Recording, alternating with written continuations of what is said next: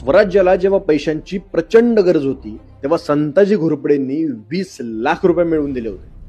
Welcome to Shiva Sutra series, ज्यात आपण मराठ्यांच्या इतिहासातल्या तुम्हाला माहीत नसलेल्या गोष्टी सांगतोय. छत्रपती राजाराम महाराज जिंजीला असताना जुल्फिकार खानाने त्यांना वेढा घातला. यातून त्यांना सोडवण्यासाठी सरस सेनापती संताजी घोरपडे यांची कर्नाटकामध्ये नोव्हेंबर 1694 मध्ये रवानगी करण्यात आली. आता संताजी घोरपडे स्वतः सैन्य घेऊन कर्नाटकात येणार ही बातमी ऐकूनच मोगल घाबरले. संताजी घोरपडे कर्नाटकात शिरताच त्यांनी आपला मोर्चा दोड्डेरीच्या खान हजादा खान आणि कासिम खानाकडे वळवला. संताजी घोरपडेंना घाबरून त्या दोघांनी आपल्या सैन्यासह तलावाच्या काठी आश्रय घेतला. पण संताजीच्या सैन्याने या मुघल सैन्यावरती 3 दिवस गोळ्या झाडल्या. शेवटी आपले प्राण वाचवण्यासाठी हे दोघेही लोक दोड्डेरीच्या गडीत शिरले. पण संताजी घोरपडे इथे थांबले नाहीत. त्यांनी त्या गडीला सुद्धा वेढा घातला. आता त्या गडीमध्ये ना अन्न होतं, ना पाणी होतं, ना शस्त्र. त्यामुळे न राहून